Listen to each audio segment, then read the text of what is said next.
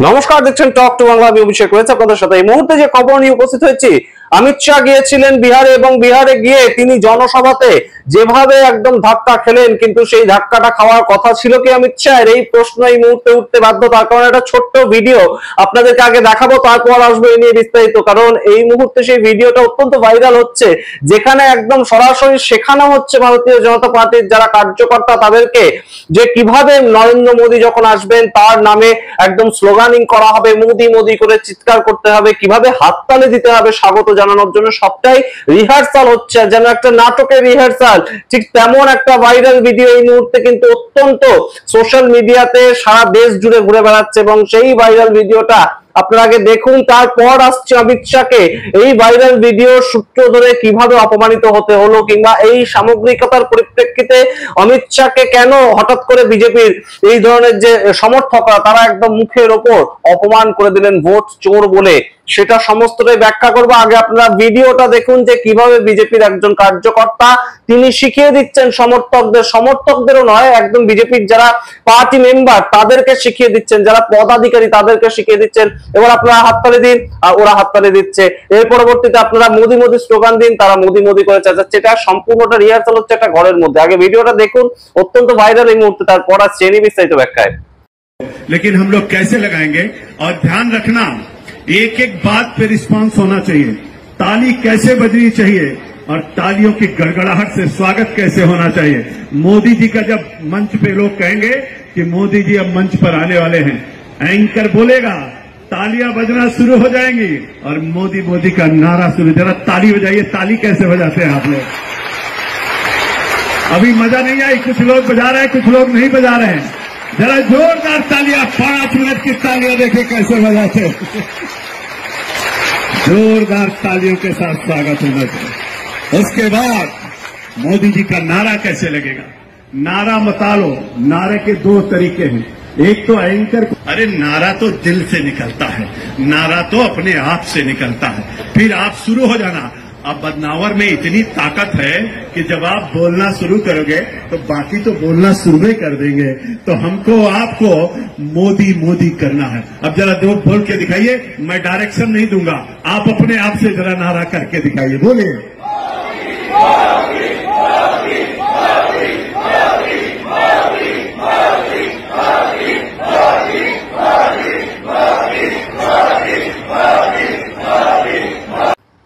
আপনারা দেখলেন সেই ভিডিও। এই মুহূর্তে কিন্তু সেই ভিডিওটা অত্যন্ত ভাইরাল হয়েছে, কংগ্রেসের সমস্ত নেতাই প্রায় শেয়ার করছেন। এবং এই ভিডিওটা সূত্র ধরে এবার যদি আপনাদেরকে নিয়ে যাই বিহারের ভিডিওটাতে, অর্থাৎ বিহারে অমিত শাহকে যেভাবে মুখের ওপর একদম বিজেপি সমর্থক ভোট চোর বলে দিয়েছে, সেটা কিভাবে সম্ভব হলো? অর্থাৎ যে পার্টিতে একদম এইভাবে প্রস্তুতি নেওয়া হয় যে আপনারা বলুন মোদি মোদি, একদম সবাই ঘরের মধ্যে চুপচাপ, মোদি সেখানে উপস্থিত নেই, কিন্তু হঠাৎ করে রিহার্সাল করতে শুরু করেছেন, সবাই হাত তুলে একদম মোদি মোদি করে চিৎকার করছেন, এবং সেটা তো আপনারা দেখলেন।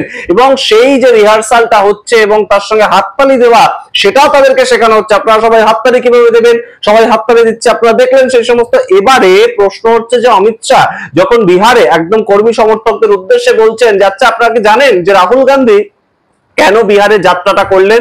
রাহুল গান্ধী তো এসেছিলেন বিহারে এবং যাত্রাটা করলেন, কিন্তু কেন করলেন আপনারা জানেন? সরাসরি কিন্তু একদম সামনের থেকে বিজেপির সমর্থক তারা একদম অমিত শাহের মুখের উপর কি বলে দিলেন, ভোট চুরি নিয়ে যাত্রা করতে এসেছিলেন রাহুল গান্ধী। এটা হয়তো তাদেরকে শেখানো হয়নি যে অমিত শাহ এরকম প্রশ্ন করলে তারা কি উত্তর দেবে, তাই জন্যই হয়তো একদম out of the syllabus question paper, তার আউট অফ দ্য উত্তরও হয়ে গেছে, এবং সেইখানেই কিন্তু বিব্রত বোধ করতে বাধ্য হয়েছেন অমিত শাহ। আগে আপনারা দেখুন অমিত শাহ কিভাবে বিব্রত বোধ করলেন সেদিন বিহারে, তারপর আবার আসছে এই বিস্তারিত ব্যাখ্যায়। अभी अभी ये राहुल बाबा यात्रा कर कर गए ना भाई। यात्रा का विषय क्या था उनका बताओ तो जरा। अरे यार, वोट चोरी नहीं था, मैं बाद में बताता हूं क्या था। আপনারা দেখলেন অমিত শাহের কথা, আপনারা শুনলেন অমিত শাহ যে বক্তব্য, এবং তিনি কি বললেন, তিনি কিভাবে ম্যানেজ করার চেষ্টা করলেন। আরে না না, ভোট চুরি নিয়ে নয়, আমি পরে বলছি, ভোট চুরি নিয়ে বিষয়টা নয়, অন্য কিছু নিয়ে। কিন্তু সম্পূর্ণ এই মুহূর্তে যেটা বিহারের প্রেক্ষাপট, সেটা কিন্তু একটাই দিকে নির্দেশ করছে যে বিহারে সিট শেয়ারিং রেশিও, সেগুলো নিয়ে কিন্তু বিজেপি এবং জেডিইউর মধ্যে বেশ খানিকটা অন্তর্দ্বন্দ্ব চলছে, এবং সেই অন্তর্দ্বন্দ্বের ছবিটা কিন্তু বারংবার আমরা দেখতে পাচ্ছি যে জেপি নাড্ডা কখনো বিহারে যাচ্ছেন, জেপি নাড্ডার সঙ্গে দেখাই করছেন না নীতিশ কুমার। অমিত শাহ বিহারে যাচ্ছেন কিন্তু অমিত শাহর সঙ্গে দেখা করছেন না নীতিশ কুমার, তার যে নিবাস সেখানে গিয়ে, কিংবা একদম অমিত শাহ স্টেজেও ছিলেন না নীতিশ কুমার, রাজ্যের মুখ্যমন্ত্রী ছিলেন না, যেখানে একদম গঠবন্ধন সরকার চলছে, যেখানে ডবল ইঞ্জিন সরকার চলছে, সেখানে একদম সরাসরি বিরোধী দলনেতা পশ্চিমবঙ্গের থেকে যেমন থাকেন অমিত শাহ আসলে স্টেজে, সেই রকম ভাবে কিন্তু বিহারের মুখ্যমন্ত্রী নীতিশ কুমারেরও থাকার কথা ছিল, কিন্তু তিনি থাকলেন না।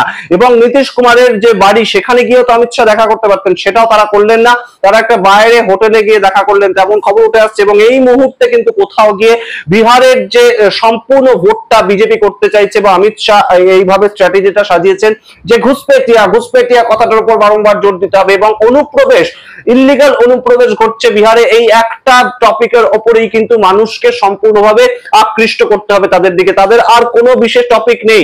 তারা যেখানে প্রচার করতে যাচ্ছে ভোট চোর কথাটা শুনতে হচ্ছে। এবং 20 বছর ধরে বিহারের যা পরিস্থিতি, তাতে কিন্তু অবশ্যই নীতিশ কুমার আর কোনোভাবেই কিন্তু এই মুহূর্তে মুখ্যমন্ত্রী হোক, সেটা বিহারের সাধারণ মানুষ আর চাইছে। ওটা নতুন ভোটার যারা হচ্ছে তাদের মধ্যে তো একটা অবশ্যই রাহুল গান্ধীর জন্য একটা পপুলারিটি তৈরি হয়েছে, সেটা অস্বীকার করার কোনো জায়গা নেই, এবং সেটা বিজেপিও বুঝতে পারছে। এবং সেই জায়গা থেকে বিজেপির যারা কর্মী সমর্থক একদম মুখের উপর অমিত শাহকে বলে দিচ্ছেন, এবং অমিত শাহ কিন্তু সেই ব্যক্তি যাকে কিন্তু প্রশ্ন করতে বিভিন্ন সময় একদম প্রেস কনফারেন্সে ভয় পান সাংবাদিকরা, সেই অমিত শাহের মুখের উপর বিজেপির সমর্থক, বিজেপির কার্যকর্তা যারা সামনে থাকেন, মূলত একটা স্টেজ শো হলে কিংবা সামগ্রিকভাবে আমরা যে কোনো জায়গায় দেখি একটা কর্মী সভা হলে, সেখানে যারা সামনে থাকেন তারা পদাধিকারী থাকেন, অর্থাৎ পোর্টফোলিও হোল্ডাররাই থাকেন, এবং তাদের কথাই নিশ্চয়ই শোনা যাচ্ছে। আমরা আপনাদেরকে যেটা শোনালাম সেখানে তো শোনা গেল একদম ভোট চোর।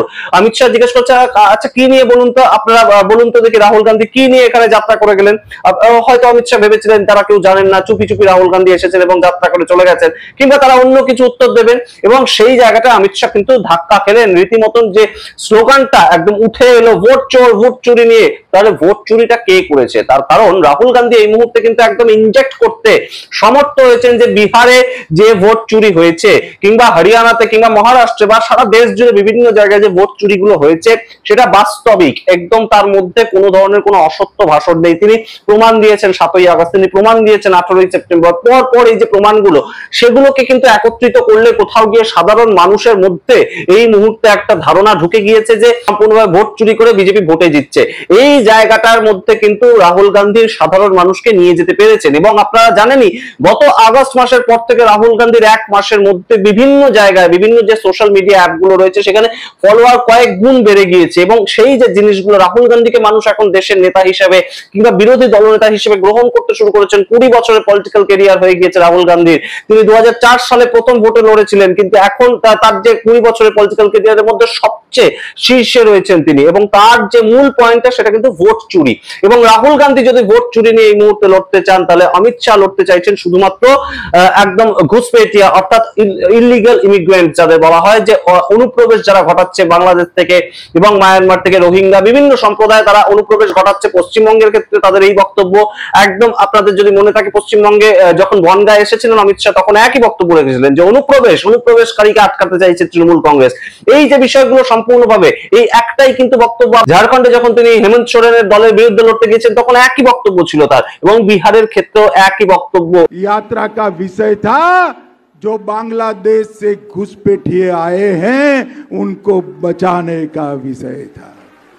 তার বক্তব্য অনুযায়ী 65 লক্ষ মানুষের নাম যে বিহারে এসআইআর থেকে বাদ দেওয়া হয়েছে তারা প্রত্যেকে অনুপ্রবেশকারী ছিলেন। কিন্তু যখন জ্ঞানেশ কুমারকে প্রশ্ন করা হলো সাংবাদিক সম্মেলনে যে কতজন অনুপ্রবেশকারীর নাম পাওয়া গেছে যারা বাংলাদেশ থেকে, শ্রীলঙ্কা থেকে, নেপাল থেকে কিংবা মায়ানমার থেকে এসে গেছেন, বিহারে থাকতে বসবাস করতে শুরু করেছেন, তাদের কতজনের নাম পাওয়া গেছে, তেমন কোনো উত্তর এখনো পর্যন্ত কিন্তু জ্ঞানেশ কুমার কেন সম্পূর্ণ ইলেকশন কমিশনই দিতে পারেনি। সুতরাং সেই জায়গা থেকে কিন্তু এই মুহূর্তে বেশ খানিকটা চাপের মুখে রয়েছে ভারতীয় জনতা পার্টি, এবং তাদেরকে একদম রীতিমতন যে ভিডিওটা আপনাদের দেখিয়ে শুরু করলাম, এই ভিডিও একদম রিহার্সাল করাতে হচ্ছে। সাধারণ মানুষ আর এই মুহূর্তে মোদি মোদি স্লোগান কি তুলছেন না, এই প্রশ্ন এই মুহূর্তে উঠছে। এবং একদম ভারতীয় জনতা পার্টির বিরুদ্ধে দাঁড়িয়ে কিন্তু কংগ্রেস এই ভিডিও অত্যন্ত শেয়ার করছে। আপনাদেরকে দেখালাম এই ভিডিও, একদম নজিরবিহীন। এরকম ঘটনা সাধারণত কোন পলিটিক্যাল পার্টি যে ঘটাতে পারে তেমন কিন্তু আমরা সাধারণত জানি না। তাহলে কোথায় গেল মোদি ম্যাজিক? মোদি ম্যাজিক কি আস্তে আস্তে একদম মানুষ আর বিশ্বাস করছেন না? বাস্তবিক চিত্রটা কি মানুষ ধরে ফেলেছেন যে বেনারস হোক কিংবা মহারাষ্ট্র হোক কিংবা হরিয়ানা হোক, প্রত্যেকটা জায়গাতেই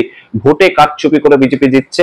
এই প্রশ্ন কিন্তু এই মুহূর্তে বিরোধীরা বলছেন এবং এই প্রশ্ন মানুষের মধ্যে ঢুকিয়ে দেওয়ার চেষ্টা করছেন। সুতরাং সমস্তটাই রাখলাম আপনাদের সামনে, আপনারা বিচার করুন। পরবর্তীতে আপনাদের মতামত অবশ্যই কমেন্ট বক্সে কমেন্ট করুন। দেখতে থাকুন টক টু বাংলা। অবশ্যই টক টু বাংলা ইউটিউব চ্যানেলটি সাবস্ক্রাইব করে দিন। ধন্যবাদ।